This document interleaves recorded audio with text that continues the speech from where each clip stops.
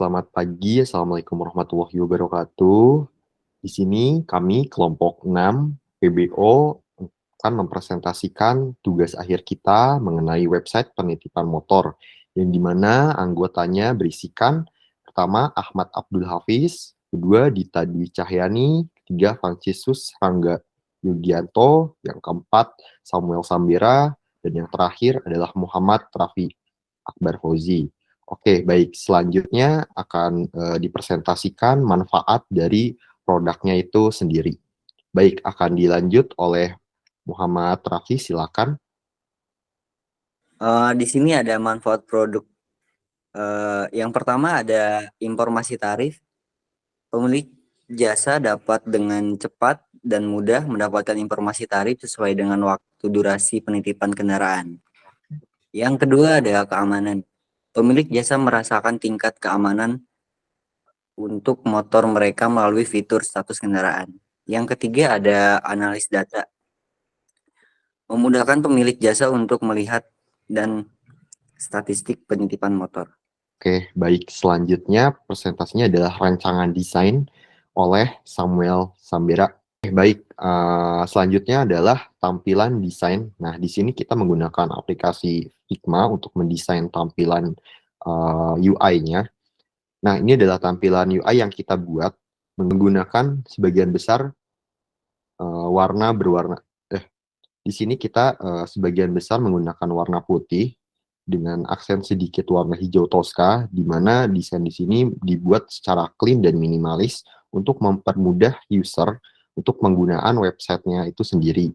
Nah, ini adalah tampilan awal di mana ketika user membuka web yang kita buat, itu akan ada di tampilan transaksi ya. Di sini akan terlihat ada penambahan, kemudian ada nama, ada motor, statusnya apa, tanggal masuk, tanggal keluar, total tarif, dan action. Actionnya di sini ada delete dan edit. Kemudian di sini pun ada menu customer dan kategori motor. Nah, untuk selanjutnya adalah setelah tampilan awal ini, user bisa menambahkan data di mana apabila pernah menitipkan motor, maka tampilannya akan seperti ini. Di sini user bisa menulis nama customernya, kemudian jenis motornya apa, tarif awalnya berapa, tanggal masuk, plat nomornya berapa, sampai catatan. Kemudian apabila pengguna itu belum pernah menggunakan atau mendaftarkan motornya di penitipan, maka akan muncul tampilan seperti ini, hampir sama dengan tampilan sebelumnya, cuman di tampilan belum pernah titipkan ini ada penambahan nomor handphone, seperti itu. Nah, lalu untuk alur transaksinya itu sendiri, apabila user telah mengisi data di awal, maka akan bisa dilihat, nah, detail transaksinya seperti ini. Di detail transaksi ini akan terlihat nama customernya siapa, jenis motornya apa, tarifnya berapa, tanggal masuknya itu berapa, tanggal keluarnya, dan sebagainya. Lalu di sini pun user bisa mengedit transaksi, di mana di edit transaksi ini bisa dilihat nanti tampilannya akan seperti ini ya. Nama customernya, mulai dari jenis motornya, tarifnya bisa diedit, kemudian tanggal masuk, tanggal keluar, hingga foto kondisi parkirannya itu seperti apa bisa diedit. Lalu di bagian tampilan customer, nah, tampilannya seperti ini di bagian customer. Terlihat nama customernya siapa, kemudian nomor handphonenya berapa, dan action. Nah, di action ini bisa menghapus atau mengedit ya. Apabila mengedit, nanti tampilannya akan seperti ini. Sorry, ini adalah tampilan input terlebih dahulu. Nah, ini adalah tampilan input untuk menambahkan namanya ya, nama customer siapa, lalu nomor teleponnya berapa.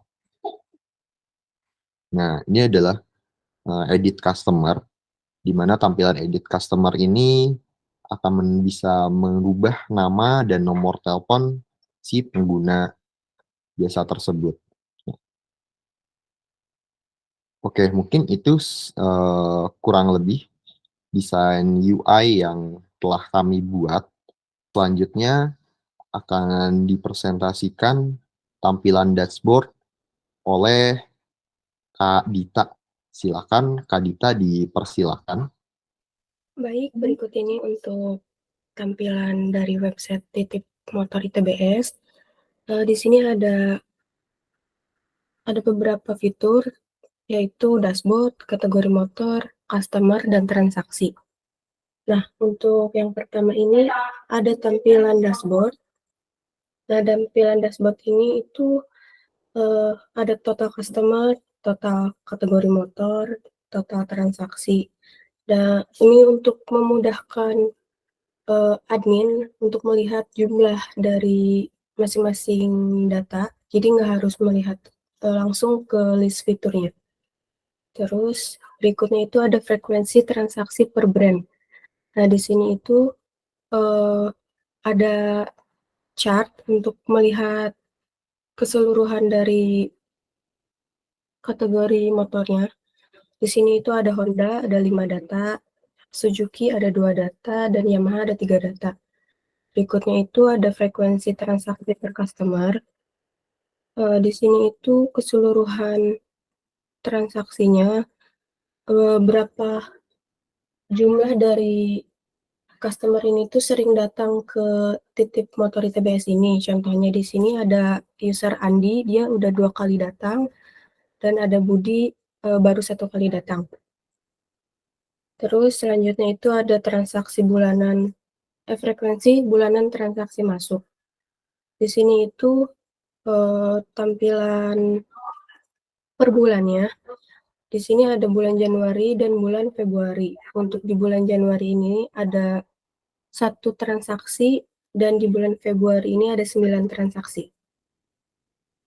Oke, baik. Terima kasih Kak Dita untuk presentasinya. Lalu untuk selanjutnya tampilan kategori motor yang akan dipresentasikan oleh Abdul. Silakan. Oke, terima kasih. Tampilan customer. Tampilan customer berisi informasi terkait nama dan nomor telepon dari pelanggan. Untuk membuat customer, bisa dengan diklik tombol tambah.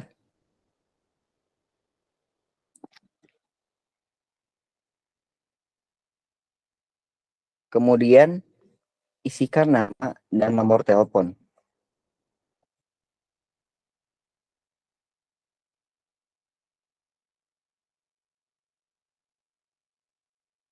Nah, kalau sudah, klik simpan.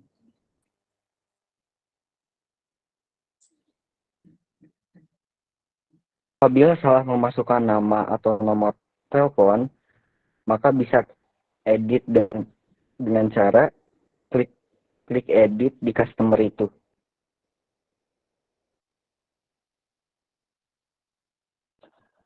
Kemudian isikan nama dan nomor telepon yang benar.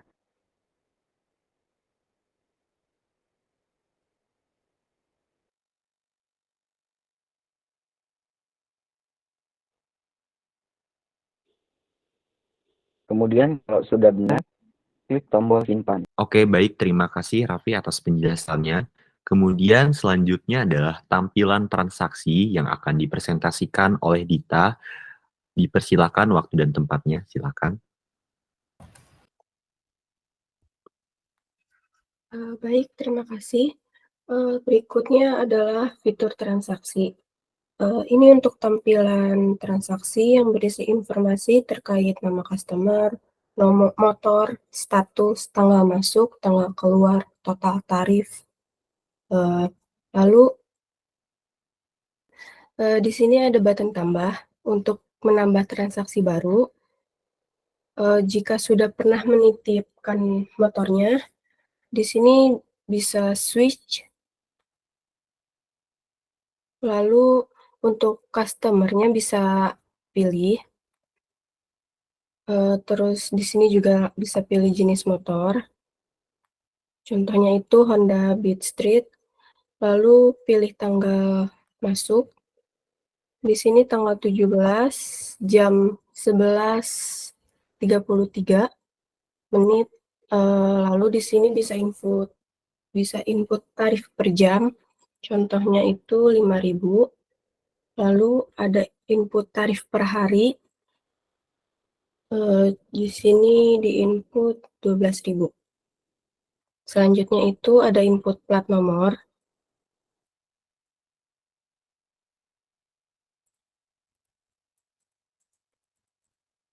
Nah, selanjutnya itu ada input catatan. Ini opsional jika ingin ada catatan di transaksi ini bisa di-input untuk catatannya, misalkan warna motornya apa atau posisi motornya di bagian mana. Lalu bisa klik simpan.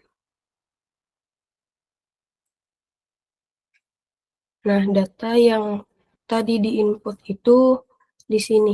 Untuk user Budi dengan motor Honda Beat Street, jam masuknya itu 11.33 di tanggal 17 Februari. Lalu di sini action view untuk melihat detail dari transaksinya. Di sini ada status dari transaksinya, di sini belum diambil. Jika sudah diambil, nanti statusnya berubah jadi sudah diambil. Lalu ada nama customer-nya Budi, ada jenis motornya Honda Beat Street, lalu tanggal masuknya 17 Februari 2024, jam 11.33. Di sini tanggal keluarnya belum ada karena motornya masih ada di penitipan. Lalu di sini ada tarif per jamnya 5.000, tarif per harinya ada 12.000, lalu plat nomornya F5678BHY. Nah, di sini untuk catatannya kosong karena saat input tadi tidak diisi untuk catatannya. Lalu di sini tarifnya itu masih 0 karena belum melewati 1 jam atau belum melewati 1 hari. Selanjutnya itu ada fitur untuk edit. Di sini kita bisa mengedit jika ada kesalahan data saat input transaksi, atau jika ingin transaksi ini selesai atau customer itu mengambil motornya. Jika saat customer ingin mengambil motornya, di sini ada input tanggal keluar. Di sini kita coba input tanggal 17 di jam 12.37. Lalu di sini statusnya bisa diubah menjadi sudah diambil. Lalu klik simpan.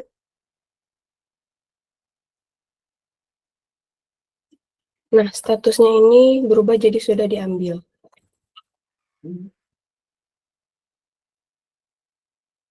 Dan tarifnya berubah menjadi 5.000 karena customer ini sudah 1 jam menitipkan motornya. Lalu di edit ini selain mengupdate status, di sini juga bisa upload foto untuk mengetahui posisi parkiran motornya ada di sebelah mana. Contohnya seperti ini. Nah, fotonya itu seperti ini. Dan foto ini juga bisa dihapus. Baik, seperti itu. Lalu admin ingin menghapus transaksi, juga di sini ada fungsi untuk delete. Lalu di sini jika sudah yakin bisa klik hapus. Transaksinya sudah hilang. Baik, terima kasih. Baik, terima kasih Gita atas penjelasannya. Oke, selanjutnya adalah implementasi dari PBO atau OOP itu sendiri. Baik, untuk PBO itu sendiri apa sih? PBO adalah semua data dan fungsi di dalam paradigma yang dibungkus dalam kelas-kelas atau objek-objek. Dan setiap objek dapat menerima pesan, memproses data, dan mengirim pesan ke objek lainnya. Nah, ada juga nih kelebihan dan kekurangan dari PBO itu sendiri. Yang pertama adalah kelebihan dari PBO. Yang pertama itu representasi di dunia nyata. Kedua, kebebasan pengembangan. Yang ketiga, peningkatan kualitas. Yang keempat, kemudahan pemeliharaan. Yang kelima, kemampuan yang tinggi dalam memodifikasi. Selanjutnya adalah accessibility atau penggunaan kembali program yang sudah dibuat. Lalu kolaborasi, keamanan, dan lain-lain. Nah, ada pula kekurangan dari PBO itu sendiri. Nah, di antaranya adalah pertama, untuk beberapa programmer membutuhkan waktu untuk terbiasa dengan PBO.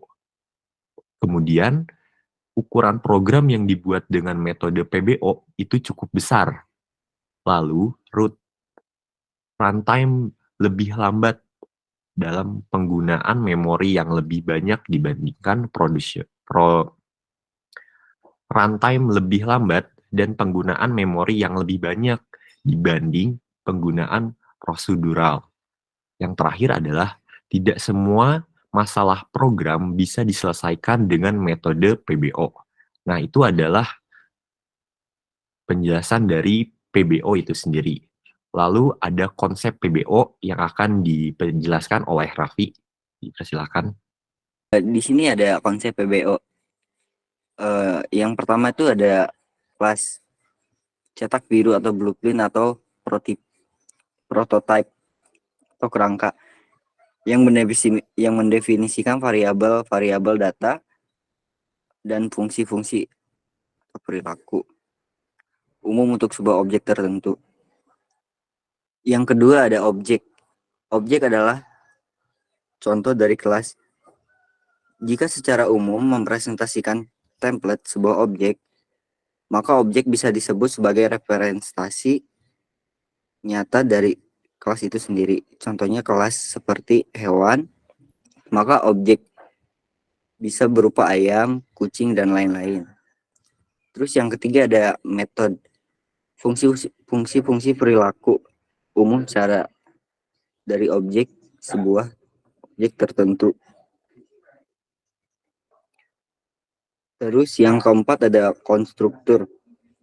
Sebuah fungsi yang otomatis akan dipanggil setiap kali melakukan instansiasi nilai dari data-data yang terdapat di dalam kelas yang bersangkutan.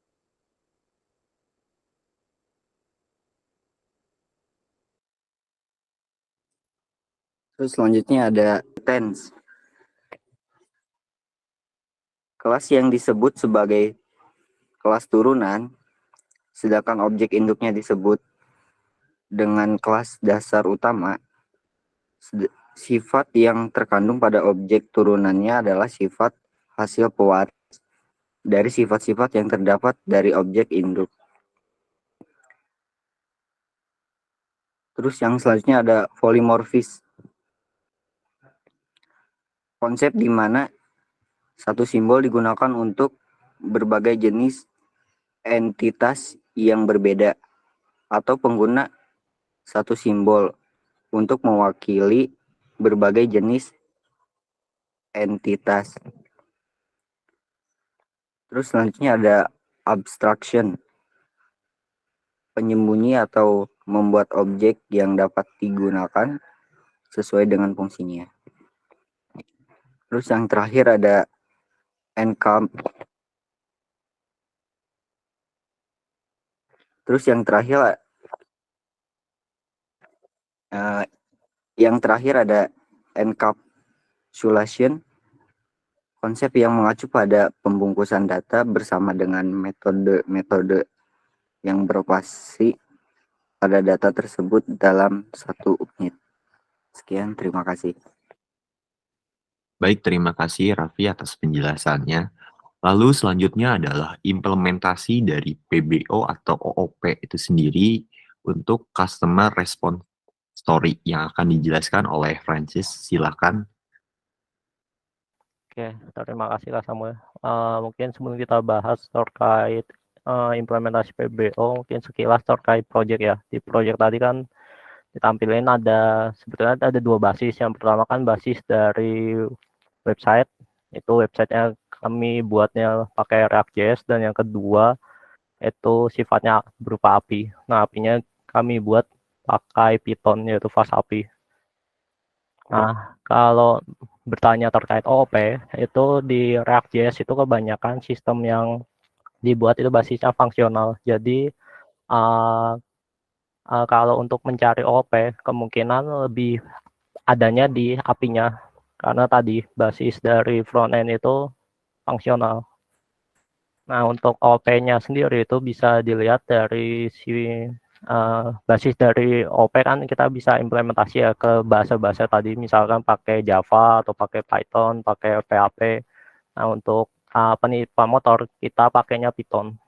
Nah, basis dari Python sendiri kita bisa buat OOP. Tetapi kalau dibilang sempurna sih enggak ya OOP-nya. Hanya sebatas OOP yang ada beberapa yang dipangkas lah kalau dari Python. Kalau mau OOP lengkap bisa pakai yang memang disediain kayak Java atau pakai PHP. Nah, contoh nyatanya kita bisa lihat ya. Di sini kita buat sebuah kelas namanya Customer Repository. Nah, maksud Customer Repository itu apa? Yang jelas Customer Repository itu berupa tempat atau area untuk digunakan untuk melakukan apa yang customer bisa lakukan. Untuk kayak mau hitung banyak customer, mau baca customer berdasarkan namanya, atau baca customer berdasarkan ID buat customer dan lain sebagainya. Nah, kemudian konsep OP-nya ada di mana? Nah, kita bisa lihat di sini pertama kelas customer. Mungkin sebelum itu layar saya kelihatan nggak ya? Terlihat. Oke. Nah, di kelas customer ini ada kita bisa sebut kayak tadi dibilang oleh Rafli kan sebagai kelas. Kelas di sini maksudnya apa? Lebih ke kayak rancangan, blueprint atau prototype. Nah, objeknya di mana? Itu nanti kita panggil objeknya. Contoh nyata. Nah, customer repository ini nanti akan dipanggil di sebuah service. Nah, ini maksudnya apa? Jadi di sistem ya buat bikin API ini ada 3 layer bisa dibilang. Yang pertama untuk layer endpoint. Endpoint ada di API bagian endpoint. Nah, layer endpoint ini apa? Ini lebih kepada interface tampilan yang nanti akan ditampilin di API documentation, atau kita pakai di sini adalah Swagger. Nah, di dalam API, di dalam endpoint ini dia manggil sebuah service, di mana service-nya itu nantinya akan manggil sebuah repository. Jadi ada, kalau ditanya level atau layer, jadi ada 3 layer. Layer endpoint itu dari kumpulan-kumpulan service yang nanti bisa dipanggil berdasarkan di dalam service itu ada repositorinya, kayak untuk ngelakuin hitung customernya berapa, baca customer, baca semua customer, baca salah satu customer, dan lain sebagainya. Kemudian untuk konsep yang kedua yang kami temukan itu ada bukan konsep pertama kan tadi terkait kelas ya. Kemudian yang kedua itu ada objek. Itu kita manggil objeknya kan. Dipanggil objeknya kita namakan sebagai ini mungkin kita namain sama ya. Karena kita pakainya hanya sekali saja. Kemudian untuk metode. Nah, di dalam kelas ini ada beberapa metode. Nah, metodenya ada di mana ini? Sebagai contoh ya, metode itu kan tindakan ya, tindakan atau fungsi-fungsi yang bisa dilakukan oleh kelas tersebut. Contohnya kayak ngehitung customer, baca semua customer, itu kan sebutannya kita bisa lakuin tindakan. Nah, tindakan-tindakan itu disebut metode. Jadi yang kayak ini, def count customer, def read customer. Nah, ini sebutannya metode.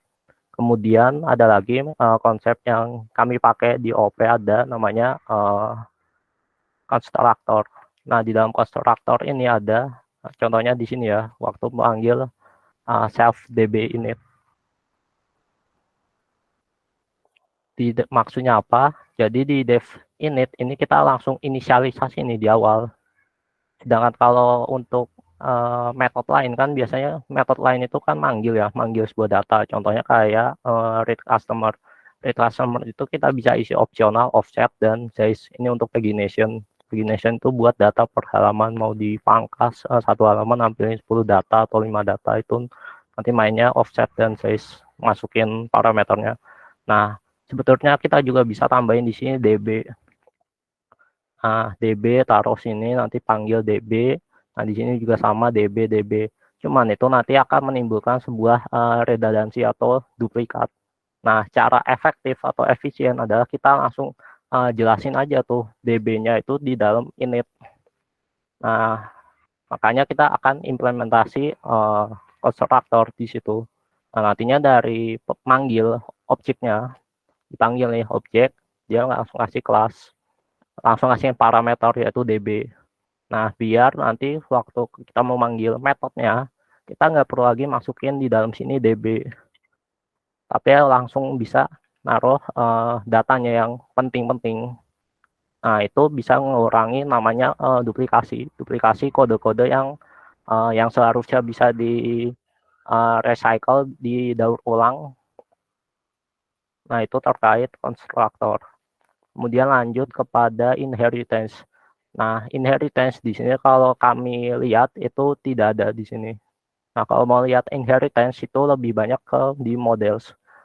Models di bagian misalkan customer ya, customer. Nah, di customer dia minta parameter yaitu base. Nah, kalau dilihat lebih dalam itu base itu dia ngambil, nah, dia ngejelasin deklaratif base dari SQL Alchemy. Ini maksudnya apa? Ini lebih banyak ORM lah, ORM dari SQL Alchemy yang kalau kita sebut customer ini akan kebuat selama ada kelasnya, kelas utama dari base dari SQL Alchemy itu. Nah, di dalam kelas ini itu lebih kepada kayak penjelasan tabelnya apa, kolomnya apa, tipe datanya apa, dan kondisi khusus lainnya. Oke, bentar Kak, tahan dulu.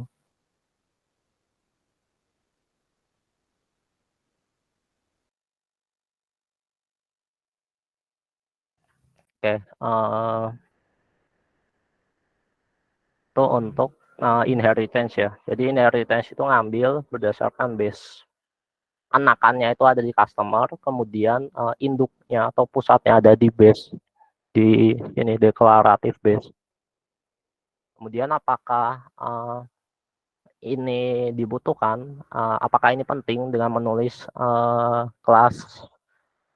kelas induknya yaitu base, karena dia basisnya ORM, jadi mesti dibutuhin karena base di sini itu fungsinya untuk manggil koneksinya dari mana. Kalau misalkan kita nggak taruh base ini, nantinya customer ini akan bingung dapetin koneksinya dari mana, ini penjelasan dari mana. Makanya kita harus ada indukannya dari base. Kemudian itu terkait inheritance. Kemudian ada konsep kalau di OP kan namanya polymorphis. Nah, sayangnya di sini di pembuatan proyek ini nggak ada penggunaan polymorphis. Kemudian terkait lanjutannya abstraction. Nah, abstraction itu lebih kepada penyembunyian lah. Jadi kalau misalkan kita manggil nih di customer, nah biasanya itu kalau kita nggak pakai OP, itu kita bakal langsung nulis kodenya langsung panjang. Misalkan ya, kita buat create customer. Nah, nantinya di create customer kita akan nulisan panjang. Fungsinya apa, logiknya kayak gimana, dan eksekusi. Nah, di abstraction ini kita coba bungkus itu biar lebih simple. Nah, nantinya yang dipanggilannya data penting-pentingnya aja. Misalkan create customer, kita hanya ngasih data. Nah, data itu ada, kalau dilihat data itu ada nama dan nomor HP. Jadi kita hanya perlu masukin nama dan nomor HP itunya aja, tanpa perlu tahu dalaman fungsi dalaman ini apa aja sih, apa seribet apa sih nulis kodenya. Nah, kita nggak perlu tahu. Jadi hanya panggil aja fungsinya, panggil metodenya, kemudian jelas masukkan datanya. Nah, untuk versi lebih panjang kita bisa lihat di dalam repositorinya, customer repository bagian add customer. Nah, ini panjangnya. Dia ngejelasin modelnya apa, terus dicek dulu kalau namanya udah pernah ada, validasi nama ya. Kalau namanya udah ada, dia bakal munculkan error nama udah pernah ada. Kalau misalkan aman ya berarti data langsung dimasuk aja ke database. Itu terkait abstraction. Kemudian encapsulation. Nah, encapsulation itu apa? Encapsulation itu bisa dibilang pembungkusan biar metode-metode ini nggak keluar jalur. Contohnya kita buat metode namanya count customer. Nah, count customer ini hanya bisa diakses sewaktu manggil kelasnya itu customer repository itu sendiri. Kalau kita mau manggil count customer di luar itu udah nggak bisa. Jadi mesti manggil kelasnya, kelas customer, jelasin di objek, nah baru bisa panggil. Nah, oleh sebab itu jadi kita batasin akses untuk mengakses fungsi ini, fungsi count customer ini dibatasin biar nggak bisa dipanggil. Sebutannya itu kalau misalkan ada yang buat fungsi global, itu kan fungsi yang bisa dipakai dimanapun. Nah, sedangkan kalau encapsulation, itu kita buat fungsi, nah fungsinya itu bisa dipanggil dari kelas itu. Kalau kita ngedefinisikan kelasnya, kalau misalkan kelasnya nggak didefinisikan, maka ya nggak akan kepanggil fungsi itu. Selanjutnya ini contoh terkait OP yang ada di customer. Kalau di tempat lain, contohnya kayak transaction, dashboard, item ini maksudnya kategori motor. Itu mirip-mirip untuk penerapan OP-nya. Jadi nggak akan beda jauh transaction photo location. Jadi intinya kalau customer berarti dia tempat atau area yang terkait mengelola entah itu buat, edit, delete terkait customer pelanggan.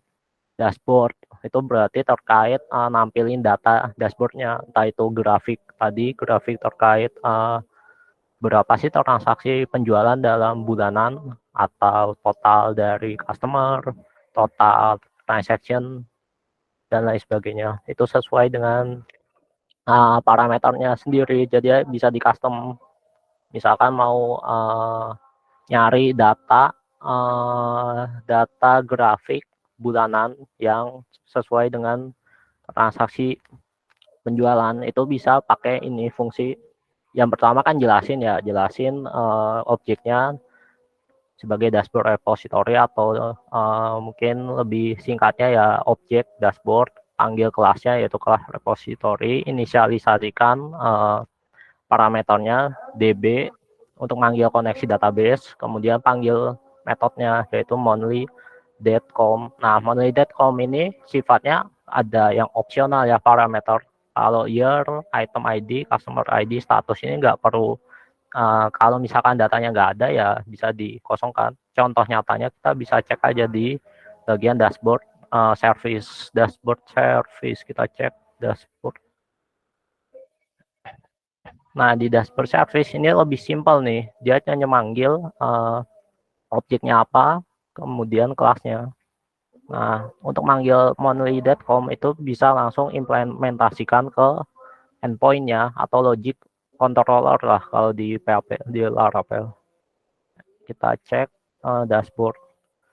Nah, misalkan kita mau buat tampilan terkait data grafik bulanan, kita bisa cek aja ini ya monthly.com, cek. Nah, di sini ada parameter nih, parameternya apa, item ID-nya apa, ini bisa di opsional. Jadi kalau mau isi ya silakan, kalau enggak ya diabaikan. Execute, nah, nanti hasilnya berupa response JSON, data JSON. Contoh nyatanya kita bisa cek aja fungsi transaction monthly.com. Nah, dia jelasin nih, panggil deh nih objeknya apa, dari kelasnya apa. Nih, dari kelas ini kan dashboard service, panggil parameter untuk jadiin konstruktor. Nah, dari situ kita bisa langsung panggil nih fungsi-fungsi, bukan fungsi map, dari objek-objeknya. Karena dia udah ngedefinisikan objek dashboard repository, jadi kita bisa langsung panggil nih. Panggil, nah Di dalam situ kita bisa langsung panggil lagi, panggil fungsinya monthly.com. Nah, isi deh parameternya. Nanti muncul, kita manipulasi datanya. Nantinya akan berupa data seperti ini. Dan juga ada validasi kalau misalkan data kosong ya munculkan data yang responnya data kosong 404. Kemudian kalau terkait transaction itu mirip-mirip kayak buat customer. Perbedaannya ya ada di datanya kan inputnya beda kan jelas, tanggal masuk, tanggal keluar, harganya, dan lain sebagainya. Inti-inti OOP-nya mirip sama. Untuk tambahan sih dari transaction belum ada, jadi masih mirip kayak customer repo. Ada yang namanya konstruktor, ada juga method, ada kelasnya, manggil kelasnya jadi objek, contohnya ada di transaction service, panggil objeknya. Kemudian ada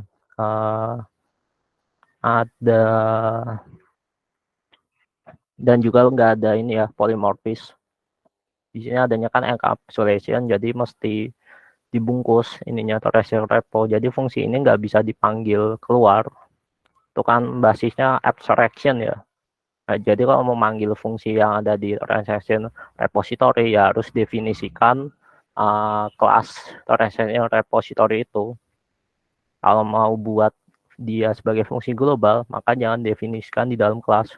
Definisikan saja di luar, nanti bisa diimport fungsinya. Itu nanti basisnya ya fungsi global. Oke, mungkin itu aja untuk terkait dengan implementasi OP ya. Mungkin kalau masih ada tambahan, boleh ditambah. Dan juga karena ini akhiran, nah mungkin kita cukupkan juga. Sekian dari kelompok kami. Mohon maaf bila ada kesalahan dan juga kata-kata apabila ada yang kurang berkenan. Oke, terima kasih.